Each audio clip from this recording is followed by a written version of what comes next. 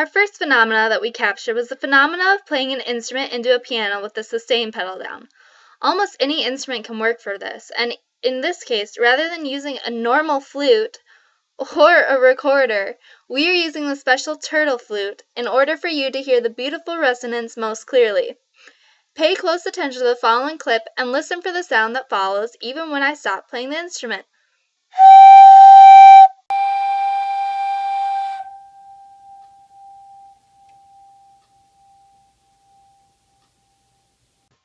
Did you hear it? That, my friends, is resonance in action.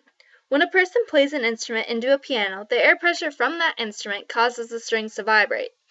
Even when that person stops playing the instrument, you can still hear the sound from that instrument in the piano because the strings are still vibrating against one another and emitting that original sound due to resonance. Before we get into the definition of resonance, here is a slow motion clip of the piano strings vibrating against one another.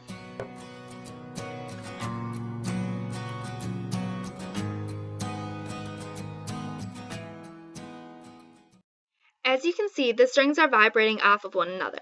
Now for the definition of resonance. Resonance is when one object vibrating at the same natural frequency of a second object forces that second object into vibrational motion.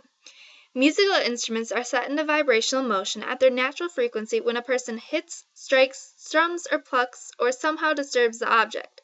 In this case, we blew into the turtle flute, and the pressure coming from the turtle flute vibrated the strings on the piano. The strings continued to vibrate even after I stopped playing, which is why you could still hear the sound. It's crazy to think that something as small as this could create such a big amplitude on the piano. I guess that's physics for you. Some other examples of resonance would be pushing a friend on a swing,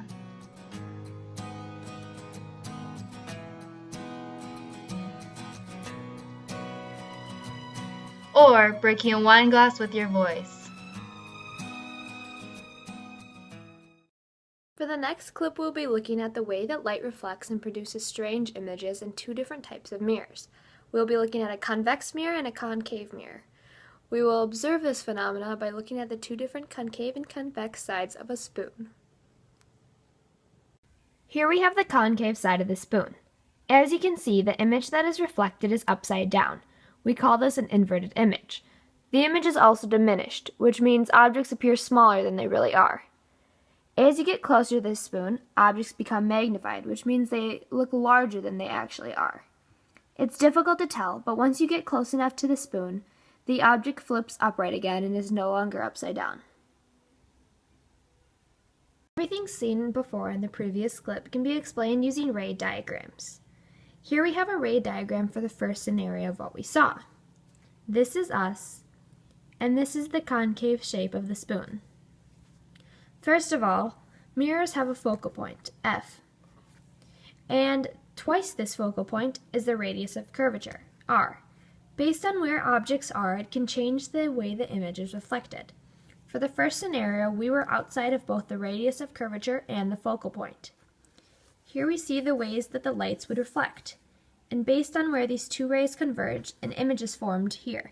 This image is inverted and diminished, just like what we saw. Our second scenario is seen here with this one. Here we were inside of the radius of curvature, but outside of the focal point. At this point, images became larger, but they were still upside down. So you can see here that the rays reflected, and here there's where they converge. The third scenario that was difficult to see can be represented by this, and maybe we'll give a better understanding. For this scenario, we were inside the focal length. Here is the object, which was us and my phone, and here's the way that the rays would reflect.